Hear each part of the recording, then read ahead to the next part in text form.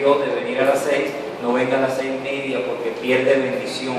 El tiempo de la alabanza es parte de la administración, no lo vea como llenar espacio para la prédica. La prédica es importante, pero si usted recibe la prédica y no está en el tiempo de la alabanza, es como si usted fuera un automóvil que tiene volante y tiene todas las partes, pero le hace falta combustible. En la alabanza usted recibe el poder de Dios para que la palabra predicada se vuelva una realidad en nuestras vidas. Así que si usted viene a las 6, a la primera tiene que estar temprano, a las 6 en punto. Ponga el celular, acuéstese temprano para que duerma bien y pueda levantarse temprano sin ningún problema. La segunda, a las 8 de la mañana, es para los nuevos. Prácticamente están viniendo los hermanitos nuevos que traen el transporte.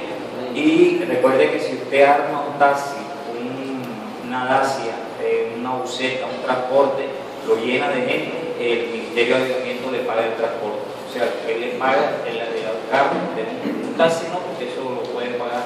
Pero si son personas que no tienen dinero para los pasajes, usted se los gana, arma un transporte y Avivamiento paga ese transporte. Y la otra escuela dominical es a las 10 de la mañana, que gracias a Dios está superando ya a las 70 personas. ¿Cuánto le dan gracias a Dios por eso? 70 personas nuevas se están pastoreando en este nuevo espacio que tenemos. Miércoles seguimos escuela de liderazgo. Recuerde que el 25 de diciembre tenemos ese soundtrack que Dios le va a dar a todos aquellos que nos acompañaron durante todo el 2013, los miércoles de la noche capacitándose como líder, y sobre todo aquellos que no solo se capacitaron, sino que se atrevieron a ser líderes y son miembros de la visión CDR, Casas de Refugio. Miércoles 25 va a ser esa ceremonia donde Dios va a estar ahí confirmando esa investidura de liderazgo.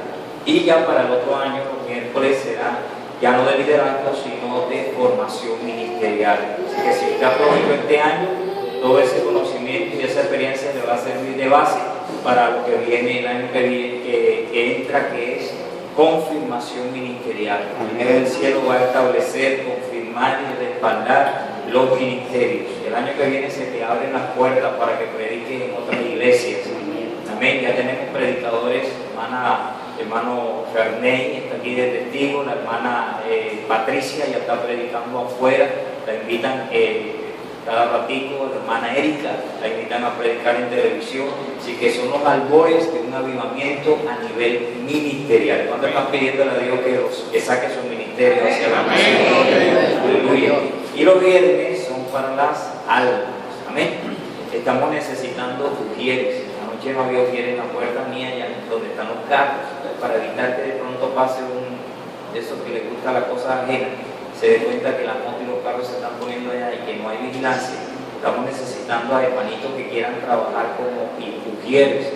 Usted nos ayuda una noche, sea el miércoles, sea el viernes, no va a ser algo pesado. Usted recibe el viernes y el miércoles sirve al Señor de ujier. Necesitamos ujieres varones, ¿correcto? Bueno, mis hermanos, ya entramos en la enseñanza. Hoy vamos a hablar acerca del entendimiento. El entendimiento. Yo les comentaba que vino un profeta a la casa y me dijo esta palabra, y ya yo he estado estudiando este tema, y él me dijo: el pastor Nereo, el diablo ciega el entendimiento de los incrédulos. Así que no solamente hay que evangelizar, hay que hacer guerra espiritual contra la artimaña del diablo, para tratar de impedir que las almas le resplandezcan la luz del Evangelio. Daniel 1:17.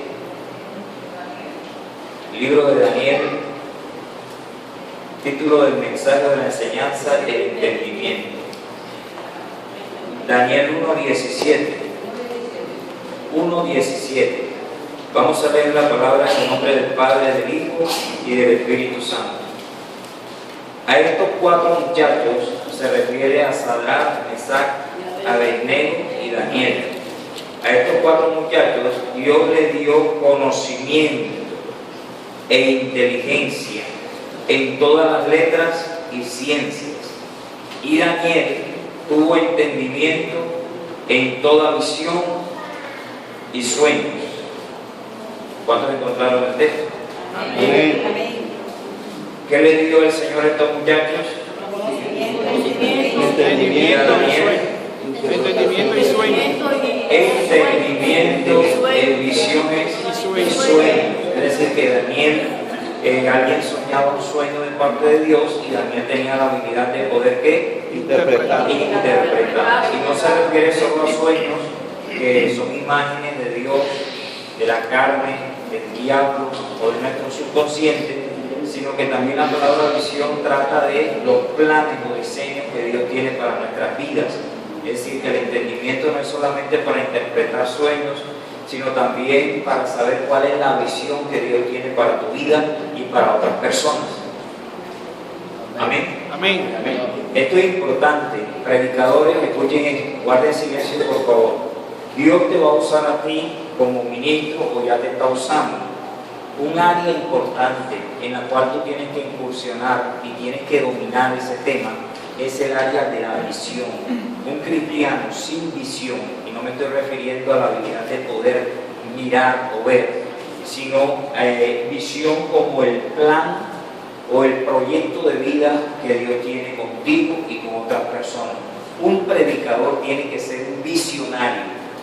¿Cuánto lo escucharon? Amén. Un predicador tiene que ser entendido en el tema de la visión, en el tema del propósito de Dios para una vida. ¿Por qué? Porque una de las funciones que tiene un predicador es ayudar a las personas a descubrir y desarrollar su visión. Amén. ¿Quién me dice cuál es una de las responsabilidades de un predicador?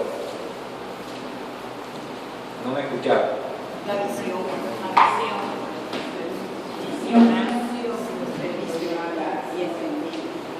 No me está poniendo atención, porque acabo de decir, una de las responsabilidades de un predicador es ayudar a las demás personas a descubrir y desarrollar su visión.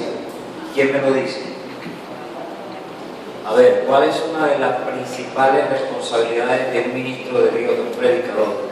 Ayudar a las demás personas a Ayudar identificar la visión que tiene. Número uno, a identificar. Y número dos, a desarrollar.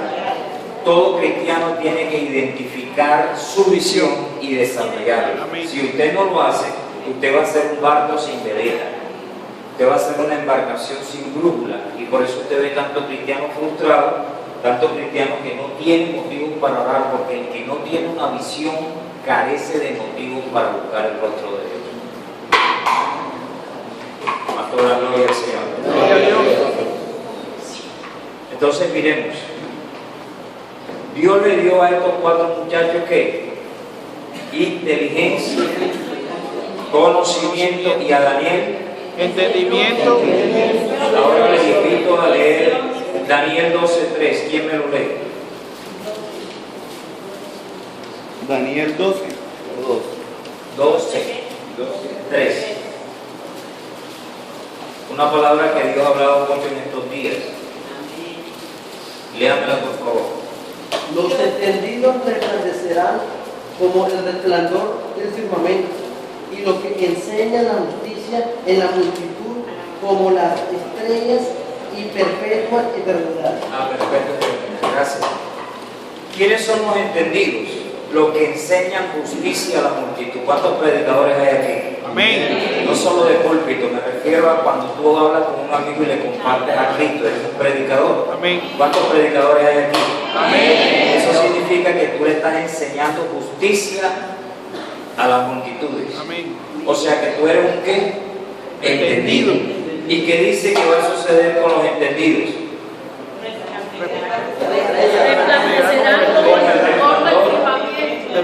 Del firmamento y como estrellas a perpetua eternidad. Anote, ¿qué es entendimiento? Es la capacidad de aprender, comprender, juzgar y tomar decisiones. Repito, ¿qué es entendimiento? Si la Biblia dice que tú eres un entendido, de hoy en adelante tú tienes que dominar estos términos. ¿Qué es un entendido? ¿O qué es entendimiento? La capacidad de aprender, comprender, juzgar y tomar decisiones. Ahora quiero que por favor se ubiquen en ese término. ¿Qué es una persona con entendimiento? Es alguien que tiene la habilidad de ¿qué? De aprender, comprender, juzgar. Amén. Y tomar ¿qué? Decisiones. También coloque punto y seguido. Inteligencia. Entendimiento es inteligencia. Cuando una persona es inteligente significa que tiene entendimiento. Coma, intelecto. Una persona intelectual, una persona que tiene intelecto, es alguien que tiene entendimiento. Y también razón. Usted no puede entender si no tiene la capacidad de ¿qué? Razonar.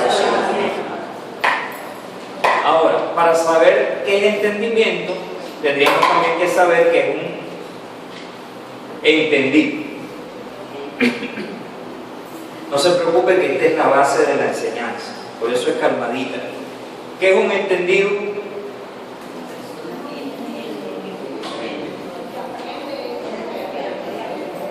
Se aplica a la persona que se dedica a una rama determinada de conocimiento, es decir, un especialista. Yo no sabía eso. Un entendido es una persona que se dedica a una rama especial, a un área especial de conocimiento. Es decir, un abogado penalista, él estudió Derecho, pero él se dedicó al área penal, es decir, que en el área de lo penal es un especialista. O sinónimo, un entendido. Amén. Entonces, no solamente un entendido es alguien que entiende y aprende, sino es una persona que se dedica a adquirir conocimientos profundos. Anote, conocimientos profundos. Un entendido es alguien que tiene conocimientos profundos. Por ejemplo, ustedes se han dado cuenta que a la pastora le gusta mucho el tema de la guerra espiritual. Es decir, que en el área de la guerra espiritual, Lauris es entendida. Ella se está especializando y está dominando el tema de ¿qué? De la guerra espiritual. ¿Entendimos eso? Amén. Eso quiere decir que usted tiene entendimiento, ¿verdad? Comprendió. Entonces, vamos a repetir, a ver, porque estamos en enseñanza. ¿Qué es entendimiento? ¿Qué recuerda o lea las anotaciones suyas? ¿Qué es entendimiento? La capacidad de juzgar, tomar decisiones. También es inteligencia. Intelecto y también Al que tiene entendimiento se le conoce como una persona entendida. ¿Qué hemos dicho de un entendido? A ver, ¿qué sabe usted de un entendido? se aplica a una persona que se dedica a una rama específica De conocimiento. Hasta convertirse en ¿qué? Un especialista. También se le puede llamar sabio, docto, perito o diestro. Esa persona es diestra en esa área. ¿Cómo se dice? ¿Perito o perito? Perito. Un perito es una persona especializada en una rama especial, se la sabe toda porque ha adquirido conocimientos profundos. Entonces, si lo llevamos al Evangelio, ¿qué es un entendido? Es una persona que escudriña mucho ¿qué? La palabra. O sea, que no se conforma con mensajitos superficiales, sino que si va a predicar sobre santidad, aunque va a durar una hora predicando sobre santidad, él abarca todo el tema, él lo busca, lo escudriña y trata de dominar el tema de la santidad. ¿Estamos de acuerdo? Se sobreentiende, yo creo que es lógico que cada ministro de Dios sea un doctor en las Escrituras. Usted tiene que dominar la palabra de Dios. Cada día usted tiene que leer las Escrituras más y más hasta el punto de ser un especialista en la rama del Evangelio. ¿Cuántos creen que debemos ser? Amén. Todo predicador, hay predicadores que usted lo ve y ya usted sabe, subir al púlpito y ya usted sabe que va a predicar, porque ellos, hay una inclinación malsana y perniciosa en los predicadores de convertirse en, ¿cómo llamaríamos eso? Usan un tema como el centro de su ministerio.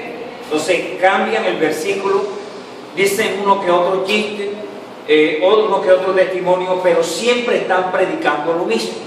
Gigi Ávila siempre estaba predicando que Cristo viene y que hay que vivir en santidad. No estoy diciendo que sea malo, pero una persona con problemas económicos, muy poco le sirve un mensaje que Cristo viene o que hay que vivir en santidad. Una persona que está enferma y viene a la iglesia, muy poco le va a servir Cristo viene y vivamos en santidad. Ahora, no es malo que Guille se haya especializado en esos temas, pero yo quisiera que aquí se levantaran predicadores que tengan un ministerio integral. Amén. Que si es un banquero, tú lo evangelizas, tú tienes material bíblico para evangelizar un banquero. Que si un abogado, tú lo evangelizas, tú tienes conocimiento acerca de lo que la Biblia dice de derechos, decretos y leyes para atraer el interés de un abogado. Si le vas a hablar a una ama de casa, a un campesino, a una persona iletrada, tú vas a tener a través de la Biblia la sabiduría para bajarte del pedestal de sabio que tú tienes y ponerte a la altura de un campesino, de un iletrado, para compartirles el evangelio en el vocabulario y el nivel intelectual de esa persona. Eso es un predicador integral, alguien que puede predicar cualquier clase de tema. Por eso Pablo dijo: escudriñarlo todo, sacar lo bueno, desechar lo malo. Ese es un buen predicador. Un buen predicador predica el consejo de Dios. ¿Cuántos aquí saben cuál es el consejo de Dios? Yo lo he predicado. Cuando la Biblia dice que debemos predicar el consejo de Dios, ¿a qué se refiere? Predicadores, retengan la palabra predicada por su pastor. El consejo divino son todas las doctrinas que pertenecen al Evangelio. Y Pablo dijo que si tú vas a predicar, tienes que predicar ¿qué? De todo un poquito. Te especializas en algo, pero tú tienes que saber todo lo que la Biblia dice en las diferentes áreas del ser humano. ¿Estamos de acuerdo? Amén. Están calladitos esta mañana. Estamos aprendiendo. Entonces, entendido es una persona que especializada Se especializa en algo. en una rama Específicamente en especial. algo. O sea que en esa rama él adquirió ¿qué? Conocimiento. ¿Qué clase de conocimiento? Profundo. No es cualquier conocimiento, una persona que tiene conocimiento profundo. Número 1, coloque: Dios creó al hombre con entendimiento.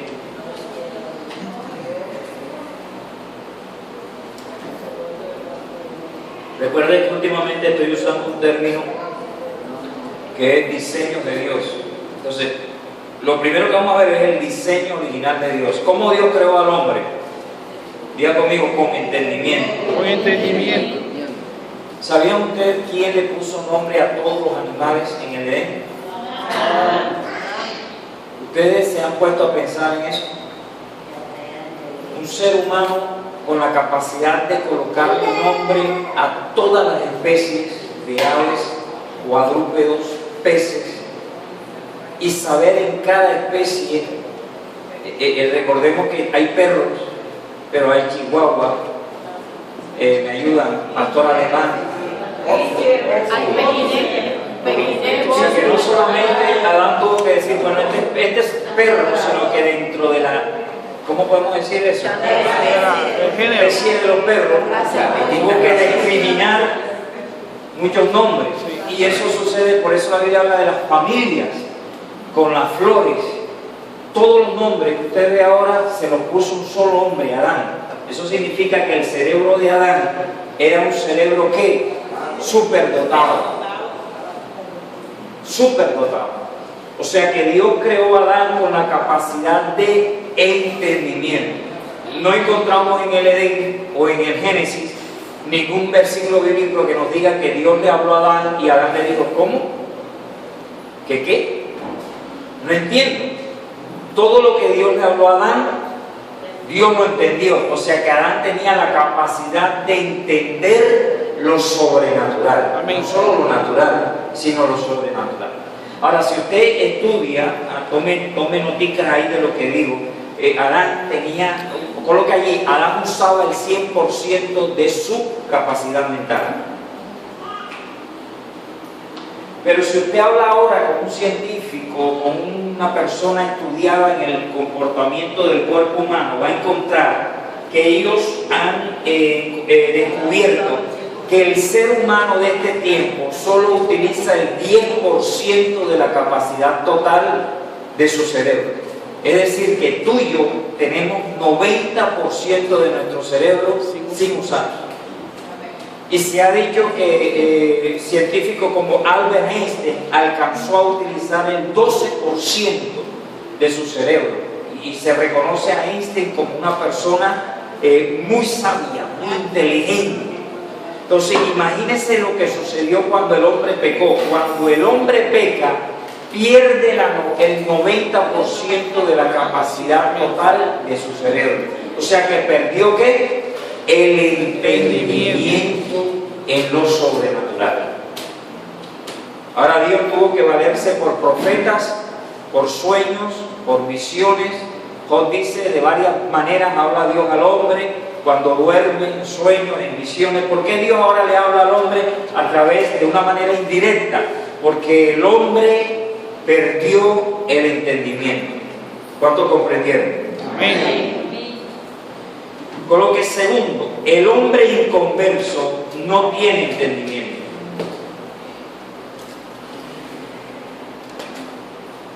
Y ahí es donde comienza a correrse la cortina en el área de querer que nuestra familia y nuestros amigos reciban a Cristo. Esto te va a ayudar a evangelizar con mayor eficacia a tus seres queridos. Segundo punto, el hombre inconverso no tiene entendimiento. ¿Qué es una persona inconversa? Recuerden que hay gente nueva ahí esta mañana acá. ¿Qué es una persona inconversa? A ver, Una persona que no tiene entendimiento. Utilicemos el mismo término. ¿Qué es un inconverso? Alguien que no se ha Convertido. ¿A quién? A Cristo. Correcto, sencillito. Entonces quiero que busquen en 1 Corintios 2:4, ¿quién me lo lee? Mientras otro busca Romanos 3:10 y otro me ayuda con 2 Corintios 3:14. Anote las citas. Es que son 3 personas. Anote. El hombre inconverso no tiene entendimiento. 1 Corintios 2:14, ¿quién la lee? Porque el hombre natural no percibe las cosas que son del Espíritu. ¿Quién me lo lee? Pero el hombre natural, ¿Qué más? no percibe las cosas que son del Espíritu de Dios, porque para él son locuras. Amén. No las puede entender. Amén. Porque han de discernir espiritualmente. El hombre natural no percibe, escuche esto, o sea, tus familiares que son espirituales, carnales o naturales. Naturales. Esas son las 3 condiciones en que puedes tú encontrar una persona. El hombre natural es aquel que no ha recibido a Cristo. El carnal es el que lo ha recibido pero todavía es dominado por la carne. Y el espiritual, que es el tercer nivel de crecimiento, es la persona cristiana que ya está dominada por el Espíritu Santo y ya no la controla la carne. ¿Entendido? Amén. Amén. No lo entiendas solamente, anótenlo. 3 facetas del crecimiento del ser humano, del cristiano, porque no todo el ser humano llega a eso. El hombre natural, ¿quién es? Ayúdenme ustedes, póngale dinamismo a El que no se ha el que no tiene conocimiento de Cristo, el que no ha recibido a Cristo. Es decir, que está en una condición natural, no ha recibido el nuevo nacimiento. El hombre carnal es el que recibió a Cristo, pero se deja dominar todavía por la carne. todavía está dominado. Por la carne. Pablo lo llamó niños en Cristo, que andan en contiendas, pleitos, disensiones. Esos son otros, ¿verdad? Nosotros no. No, nada de eso. Y tercero, cuando el carnal hace morir las obras de la carne y se deja dominar por el Espíritu, pasa de carnal a Espiritual. tus familiares inconversos, amigos y la gente que tú vas a predicarle. ¿En qué nivel están? Natural. ¿Por qué? Porque no han recibido aún Conocimiento. a Jesucristo. Entonces, ¿qué dice aquí del hombre natural? Que ellos no pueden percibir las cosas que son Espiritual. O sea que cuando tú vayas a tu casa y le quieras predicar a tu esposa inconversa, ¿qué va a suceder? Como la mente de ella es natural, ¿qué va a suceder con lo que tú le estás predicando? Entonces, no sé si entiende ustedes, ¿están de acuerdo conmigo o de acuerdo? Que diga, sí, pastor, así es, nos frustramos, a veces nos enojamos, incluso hasta los amenazamos. Te vas a ir para el infierno, Dios te va a mandar a juicio porque no te quieres convertir. Pero no hemos entendido que la Biblia dice que nuestros familiares y conocidos y conversos no pueden. Ellos, aunque lo quisieran, ellos no pueden entender lo que tú entiendes. No tienen la ¿Por qué? capacidad. Porque tú eres un entendido y ellos no tienen entendido. Entonces, eso es como pedirle a un sapo que baile un ballet. ¿Sí me entiendes? Pedirle a un inconverso que se comporte, o tú con tus hijos, traes al niño a la iglesia y tú crees que porque tú eres cristiana, tu hijo es cristiano. Resulta que eso es un error. Dios tiene hijos, Dios no tiene nietos. El hecho de que tu hijo sea hijo de una cristiana no significa que tú eres cristiano. Tú tienes que orar para que él reciba a Cristo como lo recibiste tú y tenga un nuevo nacimiento como lo tuviste tú. Amén. Pero Dios no tiene nietos. Ellos son naturales. Por eso entonces tú le dices, siéntese, levante las manos, quédese de pie mientras estamos alabando. Tú le estás exigiendo a un sapito que baile un ballet, porque ese niño no ha nacido de nuevo. Tú no puedes obligarlo a que tome una identidad porque lo vas a frustrar. Él no va a querer. Nadie va a querer ser o hacer algo si dentro de sí mismo no tiene la naturaleza para hacerlo. Dios tiene que convertir a tu hijo para que ya tú no tengas que estar obligándolo a tener una conducta cristiana, sino que esa conducta cristiana salga de dentro de su propio corazón, porque es una nueva. ¿Te ayudó en algo eso que te acabo de decir? Entonces, ¿qué es lo que tienes que hacer? Tenga paciencia que al final yo se lo digo. Otro texto bíblico, Romanos 3, 10, 11. No, sí, léalo, que eso nos confirma. A ver. Como está escrito, no hay justo ni aún uno, no hay quien entienda, no hay quien busque a Dios. No hay quien Entienda. No hay quien entienda.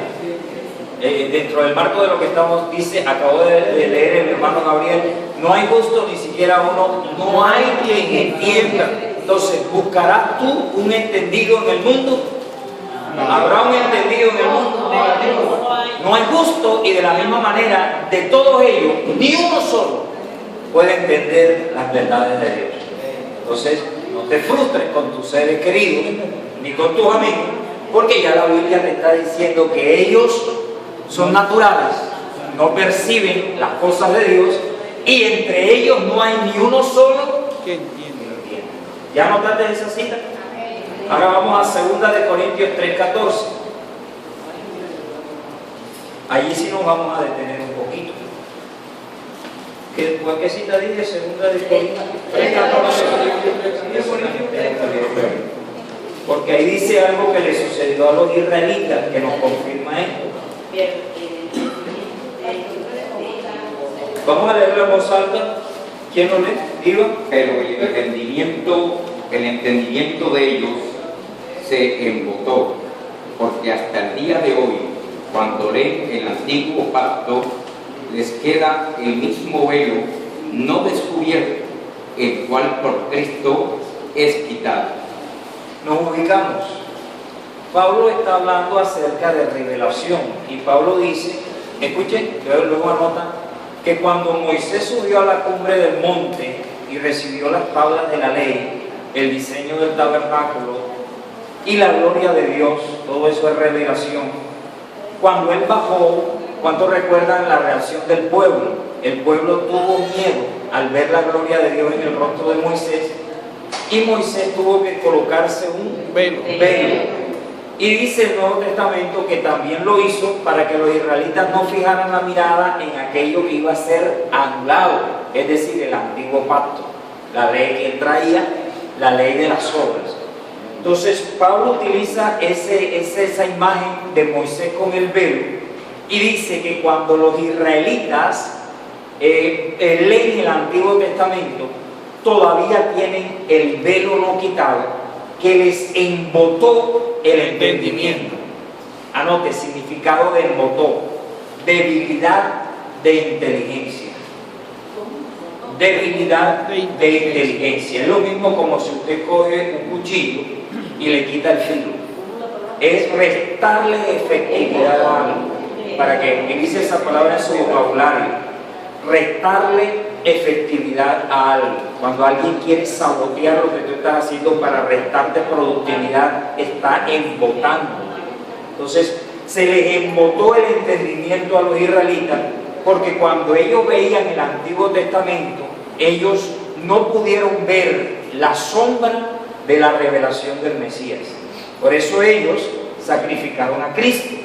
Vino el Mesías y lo mataron los israelitas porque el entendimiento de ellos se debilitó de tal manera que no pudieron comprender que el Antiguo Testamento era sombra de los bienes venideros. Entonces se enfrancaron en la ley y no en lo que la ley estaba anunciando proféticamente acerca del Mesías.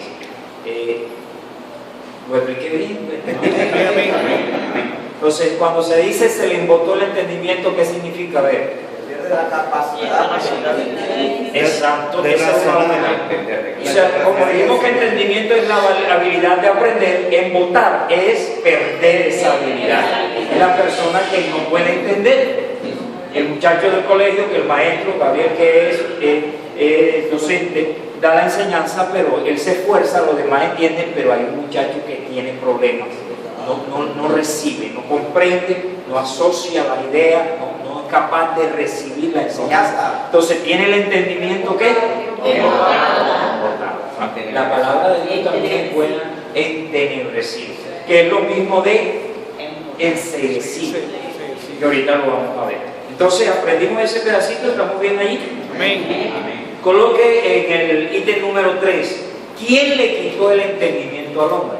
Ya esos 3 versículos le enseñaron a usted que el entendimiento es un científico más, un sabio más. O sea, ellos no han visto, Satanás les ha cegado el entendimiento para comprender el valor de lo que hizo Jesús en la cruz del Calvario. ¿Entendimos eso? Amén. Ok. Entonces coloque otro título en el ítem 4. ¿Cómo lograr que el inconverso entienda? Ahí respondemos la pregunta, varón, no sé tu nombre, el de la camisa blanca. David. ¿Cómo lograr que el inconverso reciba entendimiento o entienda? Porque hablar de esto y al final no hacemos nada, no tiene gracia, no aguanta, como dicen los niñitos. Entonces, 3 puntos. Número 1, ¿qué dice Hebreos 11:3? ¿Sí? Hebreos 11:3, ¿qué dice? Ahí nos vamos a detener un ratito, porque esa es otra cosa donde fallamos muchos cristianos.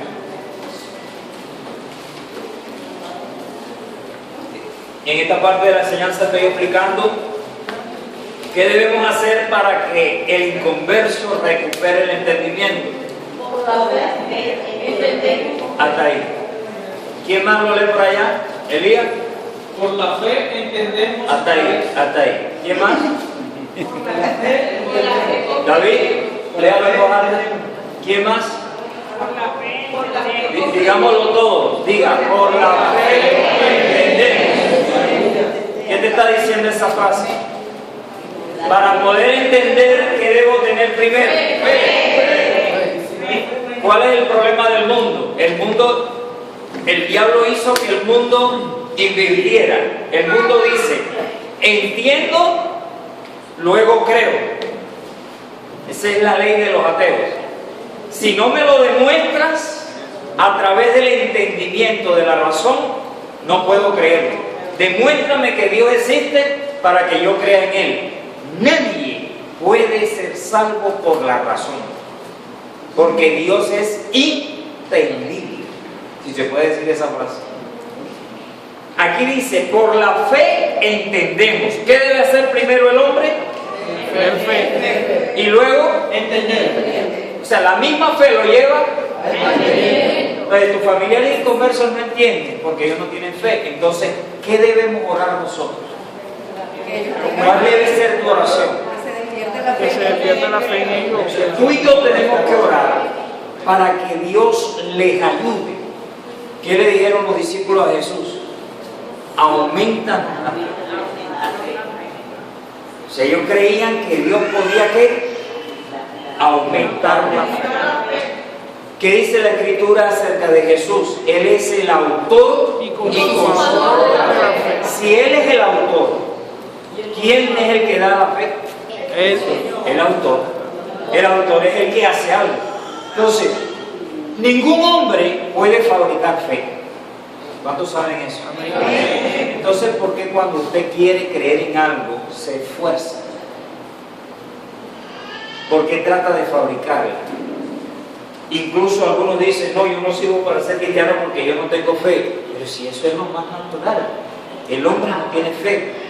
La fe es un don de Dios. Amén.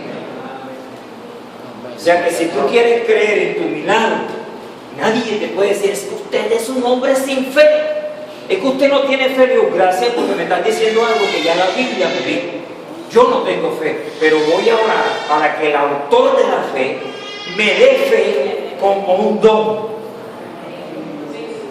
Siento que se están rompiendo unas cosas ahí. La fe que tú necesitas para que Dios se mueva, Dios te la quiere dar. Amén. Y es el único que te la va a dar. Amén. Tú no puedes tener fe si Dios no te la dé, porque la fe es un don de Dios. Amén. Y es parte del fruto del Espíritu Santo. Sea don o sea fruto, proviene del cielo. Amén. Por eso todos los días usted tiene que decirle, Señor, dame fe para vivir este día. Porque el autor de la fe es Dios.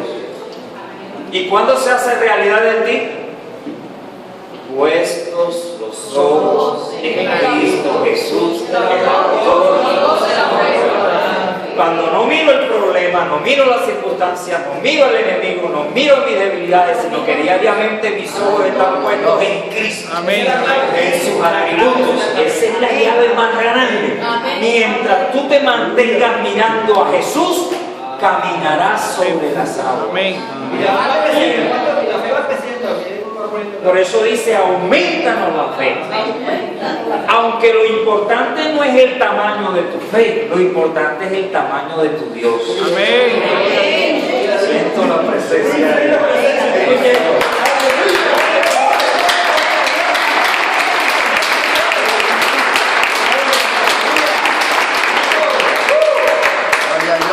Primero, lo importante es el tamaño de tu Dios. Si tu Dios es grande, aunque tu fe sea pequeña, lo importante es que la tienes. Porque si la fe es una semilla de mostaza, pequeñita, le dirán a este monte, desarrállate y plántate en el mar y te obedecerá. No es el tamaño de tu fe, es el tamaño de tu Dios. Amén. Ahora, esa fe crece. Cada día Dios te va a impulsar a tener pasos de fe. Y hay algunos que ya no estamos dando pasos, sino saltos de fe. Por eso se necesita de que tú seas valiente. Dile al que está al lado, esfuérzate, sé valiente. Ahora les pregunto, ¿qué es ser valiente a la luz de las Escrituras? Peleonero, Creer en lo que no se ve. creer. ¿Sabes cuál es el significado del original de la palabra valiente? Un justo que cree. O sea, no tiene nada que ver con sacapecho, no tiene nada que ver con arrogancia. Valiente es un justo que cree. Esfuérzate y sé un justo que cree. Amén. Amén. ¿Y en quién debo creer? En el autor y consumador. Y Él me va a llevar de fe, es decir, que la fe crece. Y de victoria. Entonces lo primero que tengo que hacer por el mundo inconverso es orar para que ellos tengan Fe. y por la fe alcancen el ¿qué? Conocimiento. Por la fe entendemos. Segunda de Corintios 10, 4, 5, ya tenemos faltando una más, estamos bien de tiempo. Segunda de Corintios 10, 4, 5, primero oro por los inconversos para que tengan fe, porque por la fe ellos van a recibir entendimiento. Ahora, guerra espiritual. Segunda de Corintios 10, 4, 5. Ese texto tienen que memorizarlo porque es importante para todo cristiano. Segunda carta a los Corintios 10, 4, 5. ¿Quién la lee para descansar? Que las armas de nuestra milicia no son carnales, sino poderosas en Dios para la destrucción de fortaleza, derribando argumentos y con toda altivez que se levanta en contra del conocimiento de Dios y llevando cautivo todo pensamiento a la obediencia A Dios. Todo pensamiento. ¿Qué es lo que está Pablo diciendo aquí? Pablo era un predicador. Escúchenme. Y esto te sirve a ti cuando vayas a conversar con el jefe para pedirle un aumento, cuando vayas a hablar con tus hijos para exigirle disciplina, con tu esposa para perfeccionar, mejorar tu matrimonio. Antes de hablar con alguien, mire lo que hacía Pablo. Pablo sabía que los seres humanos se llenan de argumentos y esa cantidad de argumentos forman fortalezas en la mente que impiden que la verdad de Dios entre. Por ejemplo, una frase de un inconverso allá afuera que ustedes sepan cuál sería en relación a nosotros. Por ejemplo, hay inconversos que dicen que nosotros somos locos.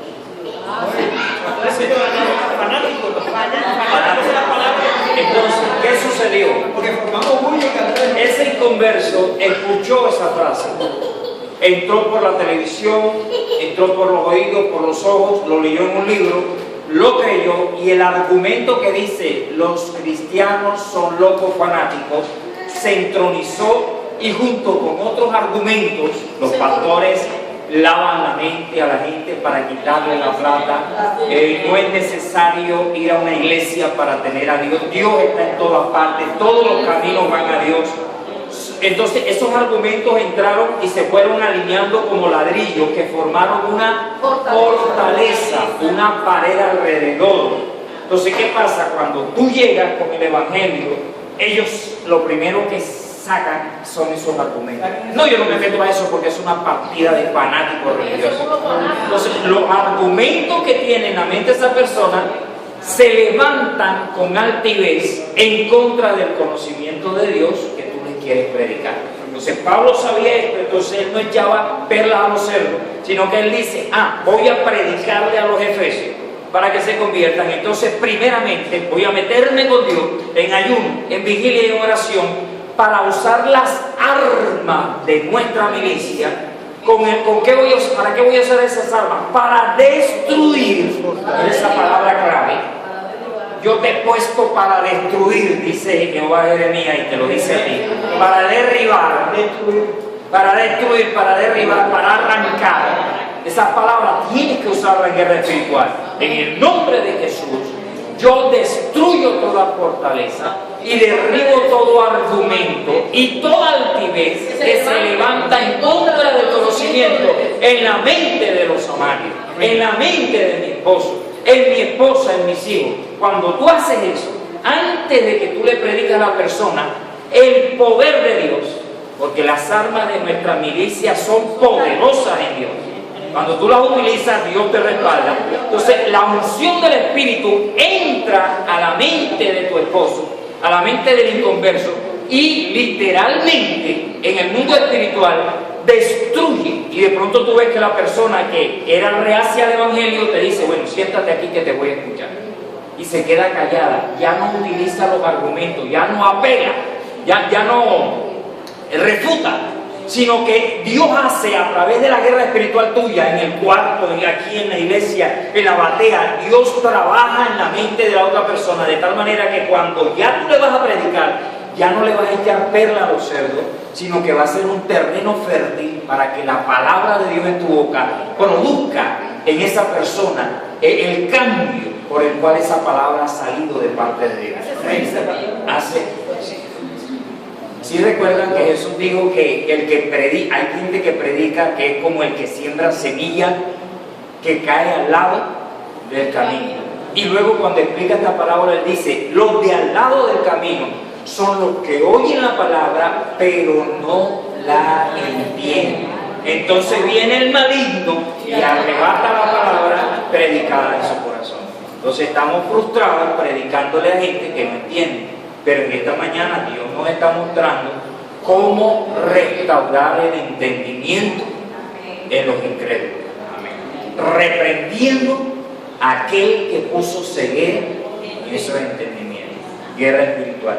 Y ahora estamos aprendiendo que podemos destruir fortalezas, derribar argumentos y esa altivez que ellos tienen. El inconverso se cree que está mejor que el cristiano y yo no sé si tendría la mano, pero hay un texto en Apocalipsis 3:17, léame.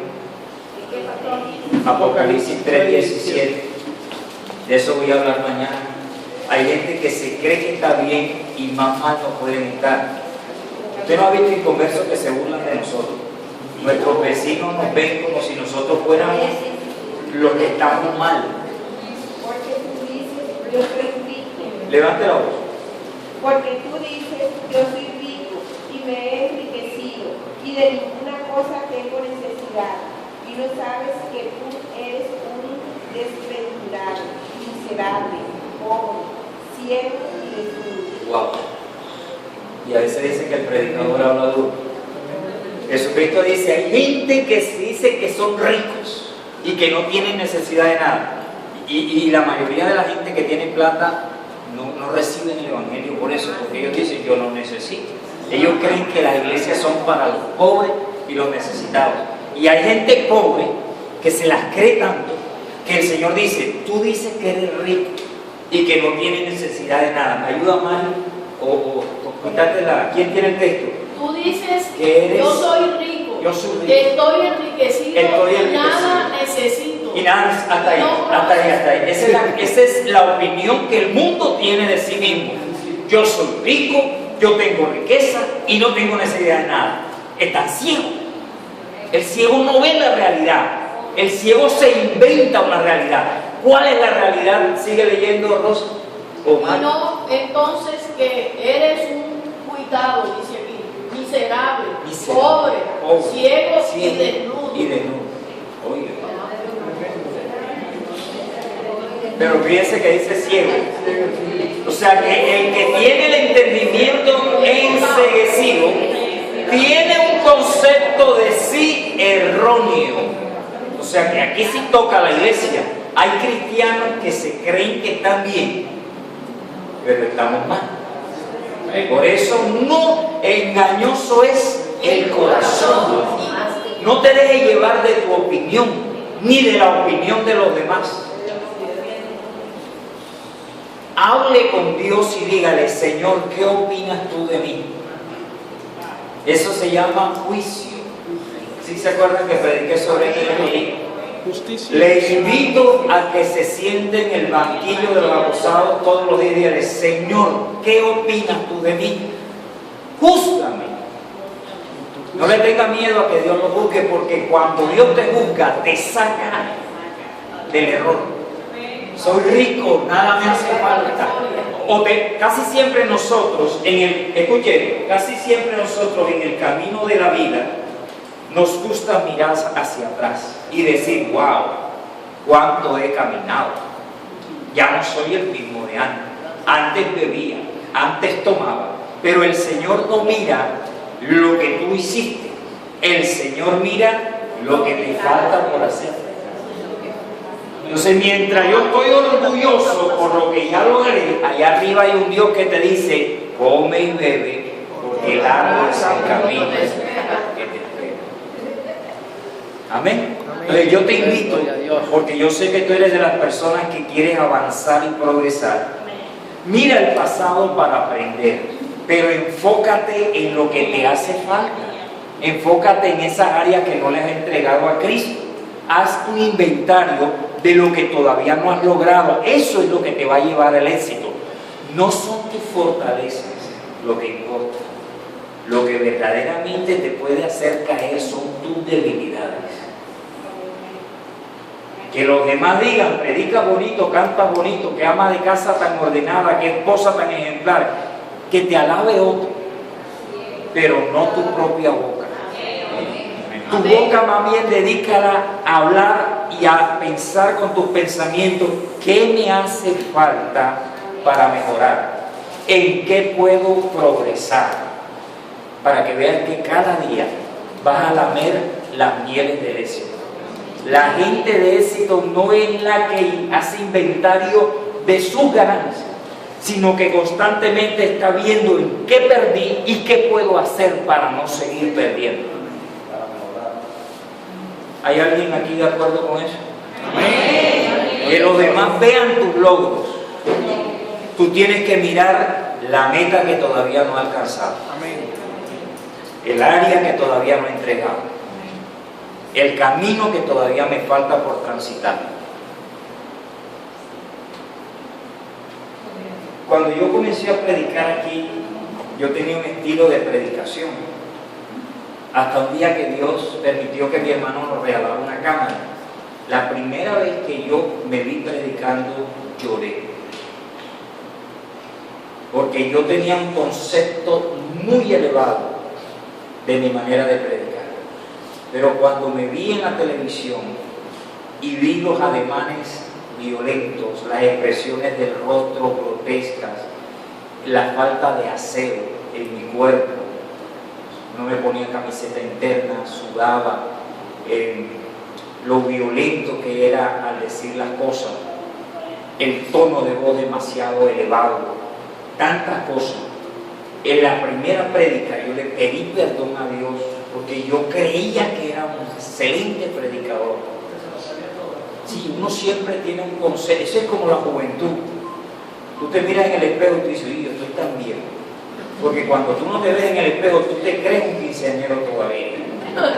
Tú no te das cuenta que has envejecido. El único que le dice la verdad. El único que es el espejo. Pero cuando no hay espejo, tú te crees que todavía eres un pelado de 15 años. Y tenemos actitudes de muchacho o de joven, porque nosotros no nos hemos dado cuenta que ya tenemos canas, que ya las entraditas están bastante pronunciadas, que ya el cuerpo no camina con esa agilidad que antes. Pero adentro yo me siento que todavía tengo los 18. Necesitamos el espejo para darnos cuenta de una cruda realidad. No soy lo que yo creo que soy. Entonces eso me humilla tanto, me quebranta tanto, que me motiva a buscar ¿qué? Perfeccionamiento. Aceptar que me llamen la atención y me digan, bueno, eres una bendición, pero hay cosas que tienen que corregir. Amén. Amén. Amén. Ya vamos a terminar. No espero que me digan viejo verde. Mire, es que yo se lo conté a ustedes, yo fui celador de un edificio. Ya yo tenía ¿qué? 30 y pico de años. Tengo 45 y llevo aquí 7, póngale 38, ya estaba viejo, ya era mayor. Y unos muchachos de 15 años, pero que bien alimentados de allá del Prado, Alto Prado, me dicen, Nerio, ¿no me vinieron buscando? Yo le dije, sí, vino y te preguntaron por ti. Me dije, ¿cómo era el muchacho? Le dije, un joven como yo. Ellos se soltaron la risa. Y para mí, o sea, en ese momento, cuando ellos me dejaron, para mí fue que o sea, yo tengo 30 y tantos años y yo no soy un joven. Estoy hablando porque ahora dicen que los 30 y pico tienen años. Ya está viejo, ya está mayor. Pero uno siempre tiene un concepto muy amable de uno mismo. Uno se cree que está bien, uno se cree que uno es el mejor. Y cuando tomas la foto de un grupo y estás tú ahí, tú miras, te miras a ti, a los demás no te interesa cómo quedaron, sino cómo quedaste tú en la foto. Terminamos. ¿Qué estamos? Guerra espiritual, ¿verdad? Entonces ya sabemos que tenemos que orar para que el inconverso tenga fe, pero también guerreamos para liberar al inconverso de la fortaleza. Ahora, guerra espiritual universal. Este texto se lo obsequio porque sé que la mayoría no lo conoce. Isaías 25:7. Esta es una ley, el otro mañana, véngase, porque voy a predicar sobre eso. De pronto la primera, de pronto las dos últimas, no sé, lo que el Señor diga. 25:7, ¿quién no lee? Isaías 25:7, ya estamos sobre el día. Por favor, ¿quién no está leyendo? Elías, por favor, léelo otra vez. Y destruirá en este monte la cubierta con que están cubiertos todos los pueblos, y el velo que envuelve a todas las naciones. ¿Qué aprendemos ahí? Que las vendas, los velos no solo son para personas. Hay velos que cubren naciones enteras. Amén, así es. Entonces léamelo otra vez porque vamos a aprender esa arma que Dios nos está dando. Y destruirá en ¿Aló? este. ¿Y qué? Destruirá. ¿Qué tengo que decir? Destruyo. Destruyo. No solo rompo, ¿verdad? Ahora, ¿destruyo qué? En este monte de la cubierta. ¿En qué monte es? ¿Qué? La Biblia cuando habla de monte, ¿a qué se refiere? A oración. O sea que cuando yo esté orando por la ciudad, así como hizo Carmelo hoy, esté en el monte orando, voy a destruir. ¿Qué voy a destruir? Todo velo, toda. Elías. Léelo, Elías, normal, léelo, normal. Y destruiré en este monte la cubierta. Cubierta. Con que están cubiertos todos los pueblos. Aló. Cubiertas con que están cubiertos todos los pueblos. Se ¿Qué llama más? máscara. Y el velo que envuelve a todas las naciones. Y el velo que envuelve todas las naciones. Ya tengo aquí, el Señor me acaba de dar un taco de dinamita. Acaba de entregarnos una metralleta a cada uno. ¿Qué tenemos que decir? En el nombre de Jesús, destruyo toda cubierta con la cual están cubiertos los pueblos y todo velo, ¿qué? Que cubre a todas las naciones. O sea, yo lo que entiendo es esto, mi hermano.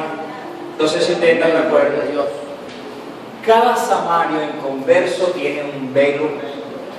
Entonces, en la medida que crece la cantidad de samarios con velos, forman un gran velo sobre toda la ciudad.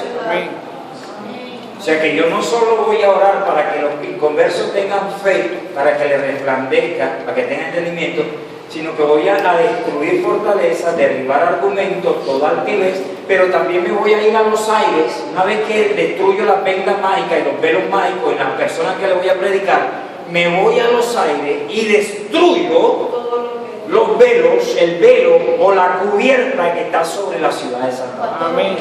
Que produce incredulidad y La falta de mía fe. dice, en este monte destruiré la máscara con que están cubiertos todos los pueblos. ¿Por qué? Porque la máscara es símbolo de ¿qué? De falsedad, mentira. ¿Y qué dijimos? Que las vendas mágicas eran ¿para qué?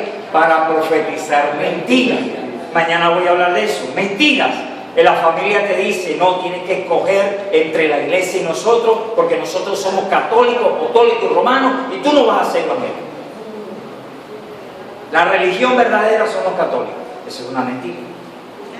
Los amigos te dicen, hombre, ¿para qué te vas a meter con los cristianos? Ellos no toman, no fuman, ellos no se divierten. La vida es una sola y hay que disfrutarla. ¿Qué es eso? Una mentira. Entonces hay mentiras en toda la ciudad que están impidiendo que los inconversos les resplandezca la verdad de Cristo. Entonces no solo vamos a predicar la verdad para impedir que echemos perlas a los cerdos, vamos a atacar con guerra espiritual las vendas mágicas, los velos mágicos. Otros son los argumentos, la actitud de altivez, la fortaleza. Otros también pueden ser los mensajes subliminales que trabajan para impedir que la gente reciba a Jesucristo. Y de ahí en adelante podemos hacer muchas cosas. Mañana voy a hablar acerca de qué debe hacer el inconverso. ¿Por qué, pastor? Porque tú puedes hacer esto y al mismo tiempo el inconverso no se convierte. Tienes que entender eso, que la salvación es personal. O sea, tú puedes llegar a hacer esto y vas a tener efectividad con las personas que se dispongan para ser salvos. Pero van a haber inconversos que tú les reprendes a Satanás, la ceguera espiritual, el embotamiento y entendimiento, pero ellos, o sea, de su propio corazón, no han decidido es salvarse. Como la persona que tú le tiendes la mano porque se está cayendo en un abismo y no quiere agarrarte la mano. Se cae en el abismo no porque cayó en el abismo, se cae en el abismo porque no quiso agarrarte la mano. O sea, tú le diste la oportunidad de salvación, pero hay gente que no. Sí. Amén. Entonces mañana le voy a decir qué es lo que el inconverso tiene que hacer para recibir entendimiento. ¿Para cuántos ha sido de bendición esta enseñanza? Yo quisiera que inclines tu rostro y vamos a hacer una oración. Lo que no quiero es que